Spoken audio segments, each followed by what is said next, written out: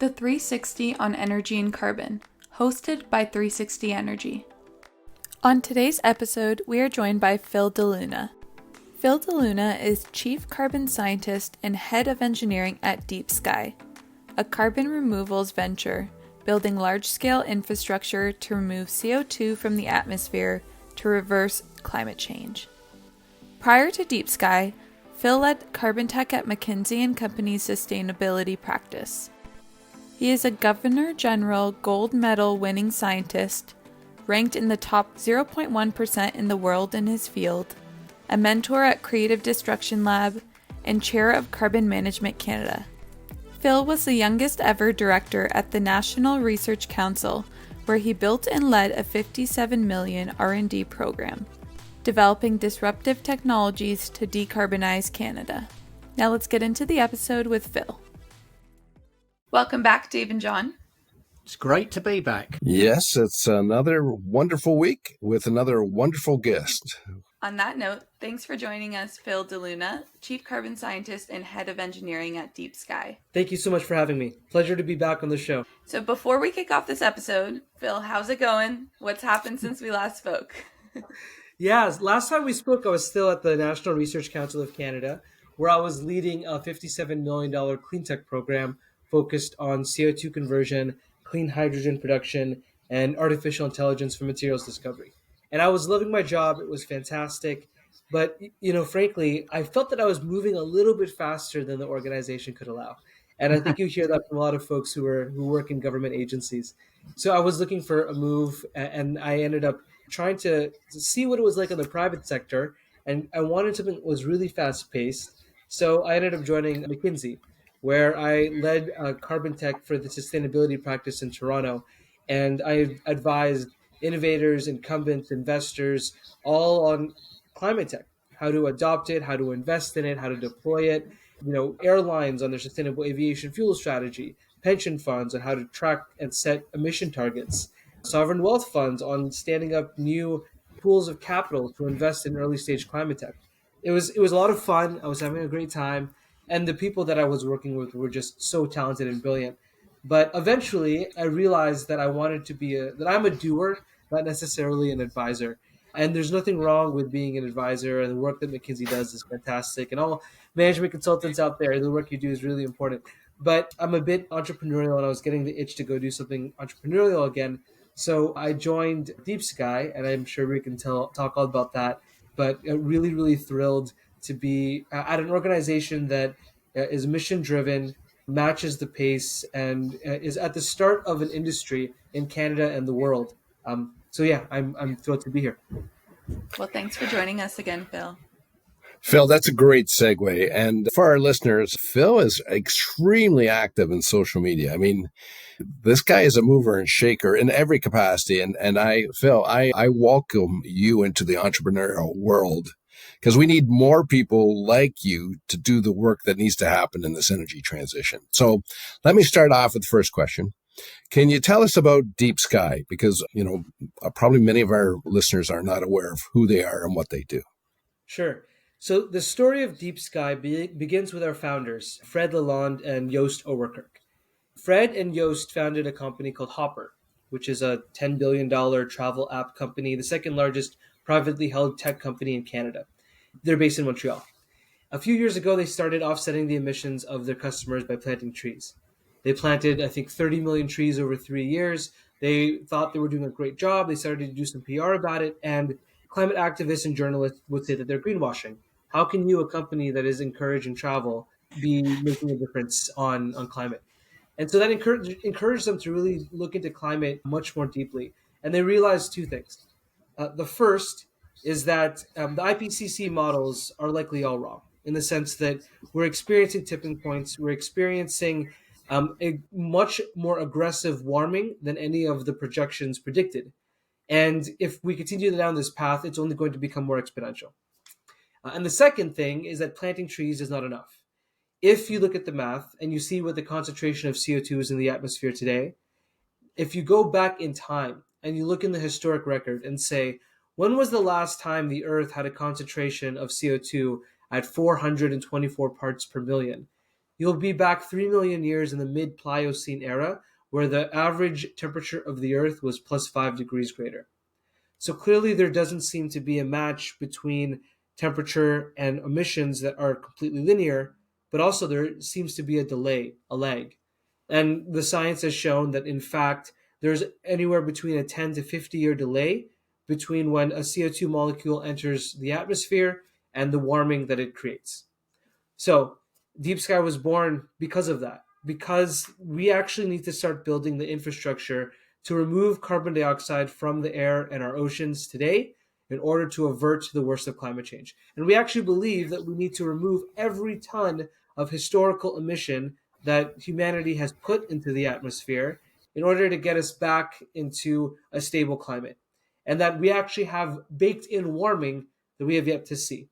We call this pipeline emissions. There's lots of studies that show that even if we were to completely stop emissions today, if we were to all ride horses and hunt for our food, the world would continue to warm for another 1 or 2 degrees for the next 30, 50 years.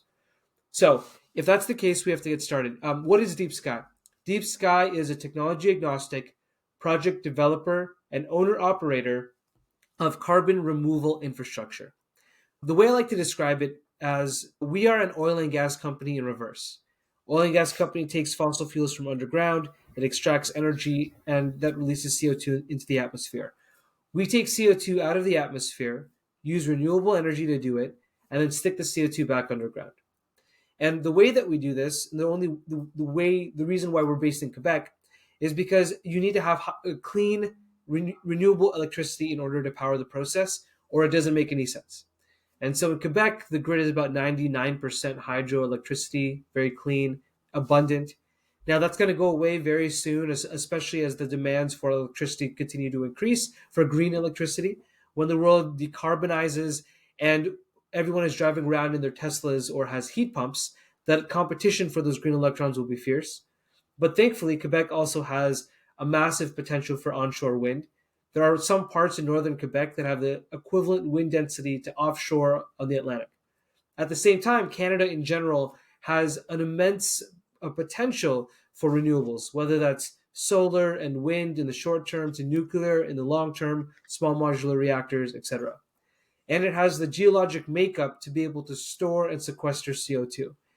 In Quebec, there's mafic and ultramafic rocks. These are rocks that when you pass CO2 on top of it, it actually solidifies and turns into rock themselves. This is what Carbfix in Iceland is doing. And at the same time, in the West, we have enough storage capacity underneath Alberta and Saskatchewan to actually reverse climate change. We can store every single ton that humanity has emitted into the atmosphere out west. And so we think there's a tremendous opportunity for Canada to be a world leader and to be able to have the lowest levelized cost of carbon removal in the world. And we're a company that is looking to go do that. Wow. Quite impressive. And for our listeners, the amount of detail that you provided was really helpful to convey our challenges ahead, but also the opportunities that Canada has and that Deep Sky has ahead of them. It sounds like a wonderful opportunity. Yeah, can see why you moved on. I mean, you want to be involved in something entrepreneurial, exciting, that's going to change the world. And that sounds like what you're doing there. Okay, my question, and I think this is partly to help me, but to help our listeners as well. Could you give us a sort of a brief 101 on the technologies that are available for carbon removal or capture? Yeah. Well, first, let me explain the broad umbrella of carbon capture, because there's a difference between carbon capture from point source and carbon removal from the atmosphere. Right. Yeah. And the way I like to describe it is think of the atmosphere as a bathtub that's overflowing with water. Water in this analogy is CO2. If you have a bathtub that's overflowing, you do two things. The first thing you do is you turn off the tap, and the next thing you do is you pull the plug. Yep. So carbon capture at point source is turning off the tap. It's reducing emissions where they start, and it's catching the CO2 before it enters the atmosphere. It's making sure that water doesn't get into the bathtub. Carbon removal is pulling the plug.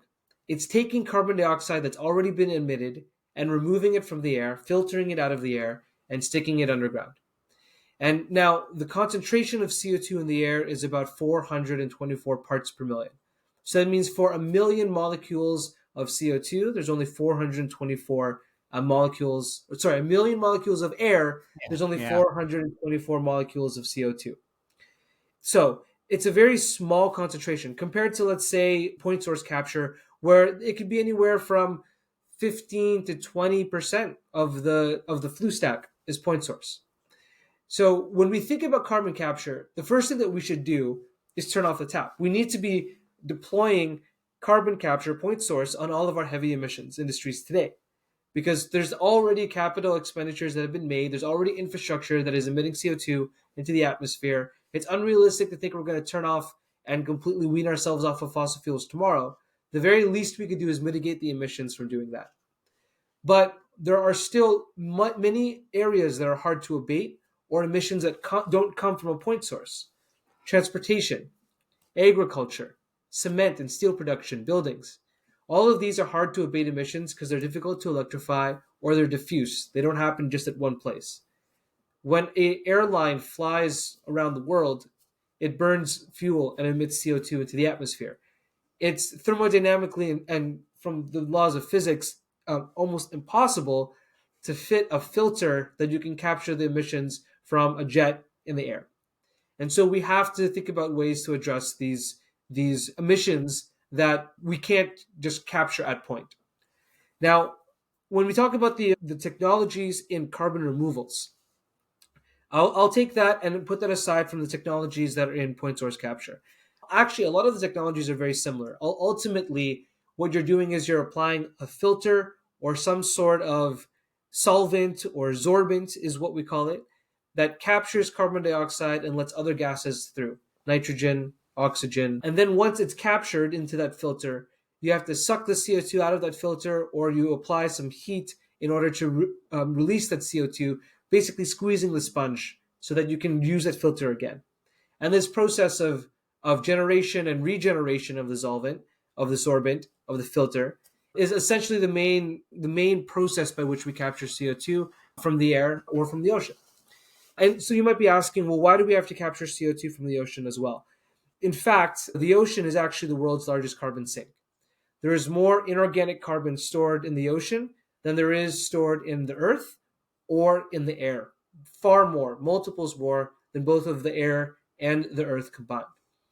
And this makes sense. We've been emitting carbon dioxide into the air, and the CO2 in the air actually goes into the ocean and creates acidity. That's why we have ocean acidification. We're not acidifying our oceans by literally putting acid into the water. We're not dumping acid into the water. So why is it that our ocean is becoming so much more acidic? It's because CO2 that we emit into the air goes back into the ocean naturally through a dynamic air-gas-sea exchange, and that creates carbonic acid. We're literally creating soda water in our atmosphere. And so in order to reverse climate change, if we just pull CO2 out of the air, then the carbonic acid or the soda water is going to outgas back into the air. So we have to do both. We have to remove CO2 both from the air and from the ocean at the same time to draw things down. So the technologies that we're looking at Deep Sky, and I should say too that what makes us different from other companies is that we're a technology agnostic project developer. There are some companies that are building technologies themselves. They're making the reactors, they're making the materials, the sorbents, the fans, and they're trying to scale that up. But every time these companies, many of them are young, they're not necessarily that mature, they're coming out of academic labs, they're scientists and engineers, and they hit walls. Those walls are storage and electricity. They don't know where to store the CO2, they don't know where to procure the electricity, they don't know how to permit things, they don't know how to lease land, they don't know all of the skills that you need for project development. So that's why Deep Sky was founded, really, was to provide and fill a gap in the market of a project developer to help technology developers scale, which makes sense. If you look at solar or wind, Panasonic builds solar cells, but they're not Bullfrog Energy building the solar projects in Ontario. You have technology developers and you have project developers. We are project developers in the CDR space. And so the technologies that we're looking at we're working in partnership with technology developers, startup companies. We've announced 2 so far that we're bringing to Canada: Captura, which is a direct ocean capture technology, and Mission Zero, which is an electrochemical CO2 direct air capture technology. I can go into the details of the technologies if you'd like in a minute, but I can tell you more. What are we looking for when we assess which technologies we want to bring to Canada? I should mention that the explosion of companies over the last couple of years has just been insane.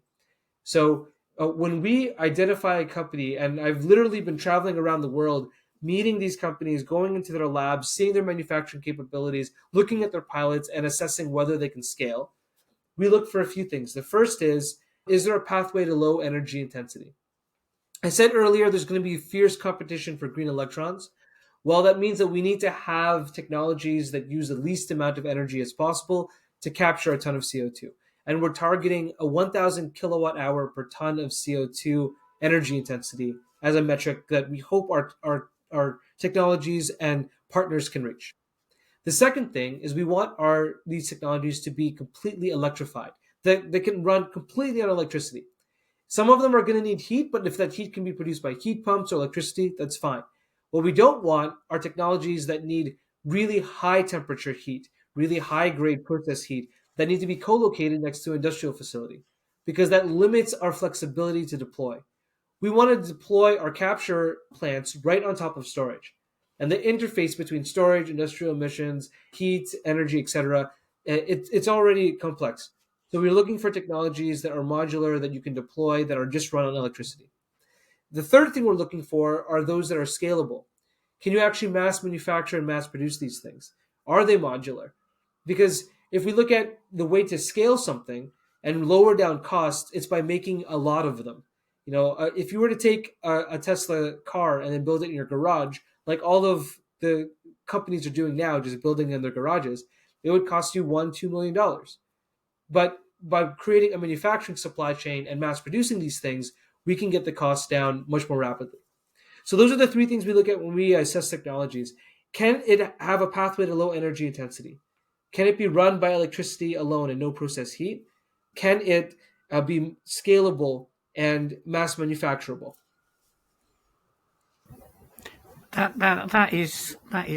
Really useful, because I think particularly the talk. I've heard you talk about the bathtub before, but I think this point about capturing and removal, I think, is some subtlety, and it's something we've been discussing as a group. We have to be in the space we're all working in now. We have to be really careful about the language we use, because of what it's defined and what people mean with it. And I think getting 1 or 2 definitions down is really, really important. So thanks for that. Over to you, Dave. So, Phil, you had conveyed in the earlier piece that effectively much of this is being or occurring in Quebec. Are you looking at other locations besides the Quebec market? If you want to scale this, are you looking around the world? And if so, like, what are the ideal locations? I think you mentioned it, but if you could, again, identify what are the ideal locations to actually implement this carbon capture? Yeah. So we are focused on Canada. We are focused in Canada. We want to scale in Canada. We truly believe all of us at the company are proud Canadians. Some are very proud Quebecois. And while we're starting in Quebec, we're going to expand across Canada. Alberta is the next obvious place to look, right? They have the storage right there. The only lack is renewable energy. But we know that there's renewable capacity online or coming online, despite the fact that there's a moratorium right now on permitting. There's still many projects that are being built before that permitting process or in the pipeline that can be options. Ontario in the future could be another fantastic place to be, especially when we consider the investments that are going into small modular nuclear reactors and to nuclear in general. So I think BC, another wonderful place that you could be, where you have both access to the ocean, so you can do direct ocean capture, as well as potential geologic formations where you could do a mineralization, in situ mineralization underground. So we believe that we could solve the world's climate issues in Canada, that we can capture all the CO2 that the world has emitted and store it in Canada. We have the geologic formations. We have the potential to build out the renewable capacity. We just have to go do it. And our business model is actually very simple. We sell carbon credits. We capture carbon dioxide, we generate a carbon credit, and then we sell it either in the beginning to the voluntary carbon market. But in the long term, we believe that governments around the world are going to pay for this. They must. Things are going to get really bad, really scary, really quickly. And the social pressure to do something will be so great. And I don't like talking about the repercussions of climate because it gets dark really quickly. But the opportunity for Canada to be a world leader and to actually export the carbon credits that we produce here, it is just as big. It's like being at the forefront of the oil and gas industry in the turn of the last century. That is the opportunity set that we have in front of us. Pretty impressive. Yeah, that is. John, you'll be moving over to Canada very soon, hey, John? Well, it would be nice. It's perhaps a little late in life to be making that move. But it is interesting because it was striking me, we were talking about where you locate these things. If we're taking CO2 from the air, from that point of view, it doesn't matter where you are. It's being on top of something that you can put the carbon into, isn't it? Okay, that brings me on. I got a two-part question, and when it was written down, I thought, that's fine. And now I'm going to ask it. I'm thinking, because the first part of the question is, how efficient is carbon removal? And I thought to myself, how do we define the efficiency of it? So that's the first chunk of the question. And the other one comes about what happens to the carbon once it's removed. And I want to just tag a bit on there. I know a number of people that I have talked to, and their sort of view is it's all very well capturing this carbon and putting it in the ground, but what if it leaks? So there's my two-part question is, how do you measure the efficiency of the process, and what happens to the carbon once it's removed, and does it stay there? Yeah, it's a great question. So there's the first one on efficiency. There's two ways to measure it. The first is the net CO2 that's being removed over the entire life cycle of that process. And what I mean by that is, if you are removing carbon dioxide and you're burning natural gas to do it, you're going to take a hit on the net amount of CO2 that you remove because you're emitting CO2 into the air. Sure, you might be doing some carbon point source capture on that, but then there's life cycle emissions embedded in producing those assets, etc. So there's a net, if you have to transport it somewhere, there's a net amount. And the efficiency of that's why it's so important that we build it directly on top of storage and that it's renewably powered. If you do those two things, if you take out transportation and you renewably power this process, then the net amount or net efficiency of carbon removal can be as high as 99%. Now, the second question is energy efficiency. So I gave you a number before, which was 1,000 kilowatt hours per ton of CO2. Right now, the most advanced technologies, the most scaled technologies are at around 3,000 to 4,000 kilowatt hours per ton of CO2, maybe a little bit higher. So we're talking about trying to bring down the energy intensity and the efficiency of the process by 4x. So that's a big thing to do, but there's a brand new generation of technologies that every day we're speaking to 2 or 3 different companies every week. We've spoken and evaluated over 50 technology companies. I just started 4 months ago. So there's so much movement in this space. I'm sure that we'll be able to get down to that energy intensity as things improve. Now, your second question, storage. Once you take the CO2, what do you do with it? Where do you put it? There are multiple ways to store CO2 permanently and measurably that we're looking at. And the 3 main ones are injection into deep saline aquifers, in situ mineralization, and ex situ mineralization. So let me break each of those 3 down and explain the differences. Injection into deep saline aquifer. This is what the oil and gas industry has been doing for 70 years, or since the 70s. So not 70 years. This is essentially what you do. You drill a well and you take carbon dioxide and you pump it underground deep, almost 800 meters, almost to a kilometer underground. And then you put that into reservoirs that over time, geologic reservoirs were formed underground where saline water leaked into and then got closed off. And these reservoirs are extremely, extremely safe and extremely mature. And it makes sense, right? So we've been doing this for over, since the 70s, and there has yet to be a single leak. So that's the first point. The reason being is when you inject CO2 underground, you do so at a liquid supercritical form. And when you do that underground, the pressure underground is such that it's very difficult, or almost near impossible, for that CO2 to come back up. And it's doing so in a liquid form. So there's pressure, there's heat, there's all that kind of stuff that's kind of holding the CO2 underground in a supercritical form. So that's deep saline aquifer storage. The second thing I said, in situ mineralization. So first, let me describe each of those comments. In situ means in the situation, underground. Mineralization means taking carbon dioxide and mineralizing it, turning it into rock. So in situ mineralization is basically injecting CO2 underground so that it turns into rock. Now you might be wondering, that sounds insane. How does that work? Well, actually, that happens naturally all the time. That's what carbonate is. So when you think about calcium carbonate or limestone, that is basically just CO2 that has reacted with calcium metal in the Earth's crust to form a new mineral. This happens naturally, but it takes a span of hundreds or thousands of years to occur. And so you don't see it with your eyes. But the world, the Earth, is constantly mineralizing CO2 all the time. That's part of the natural carbon cycle. And so there are companies and technologies that are seeing, how can we speed up this natural process? What they do is they basically take soda water and then they inject it underground into, and this is much less deep, so around 300 or 400 meters. And this soda water essentially dissolves some of the rock underground and then immediately re-solidifies with the CO2.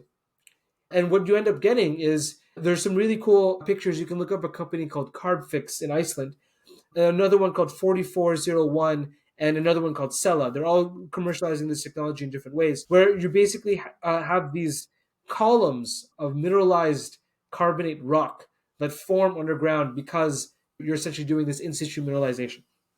Now, the final way that you can do this is ex situ mineralization, meaning mineralizing things above ground, turning CO2 into rock above ground. And this makes sense because there's lots of, this is how CO2 gets mineralized in the first place.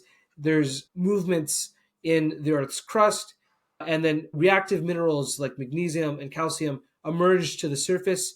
They touch air, the CO2 in the air turns that into carbonate rock. We can speed up this process above ground as well. So we're working with a company called Xterra Carbon Solutions. And what they're doing is they're taking mine tailings and they're extracting the magnesium from the mine tailings, which also destroys any harmful fibers in the mine tailings like asbestos. And then we take that magnesium and then we react it with CO2 in the air to turn it into rock. So broadly, again, what do we do with the CO2 once we capture it? We inject it deep underground into very stable reservoirs where it can't escape. We inject it underground where it dissolves and then reforms into rock. And then we mix it with rock above ground and speed up the natural process of mineralization above ground. Thank you. I'm kind of wondering, Phil, in the last part that you're conveying, would that be used for the aggregate industry? Like, I don't know the speed of that occurring. Is that effectively? Yeah. Absolutely. So in fact, there are companies out there that this is their entire business model, is taking carbon dioxide, mineralizing it, and you can mineralize it into the actual process of making concrete or mineralizing it into making aggregates. And there are companies like Carbon Upcycling Technologies, which is a Canadian company, or Carbon Cure, which won the first Carbon Room X Prize back in 2015-19. These companies are doing exactly that. Tune in next week for part 2 with Phil DeLuna. That's all for today's episode of the 360 on Energy and Carbon podcast. Thanks for listening. Make sure to check us out on our website at 360energy.net and follow us on LinkedIn at 360 Energy Inc. Tune in to our podcast on Apple Music, Spotify, Anchor, or other listening platforms by searching the 360 on Energy and Carbon. You can watch the video recording and subscribe on YouTube at 360 Energy Inc. Email us your feedback at podcast@360energy.net or comment on our LinkedIn post. See you next week.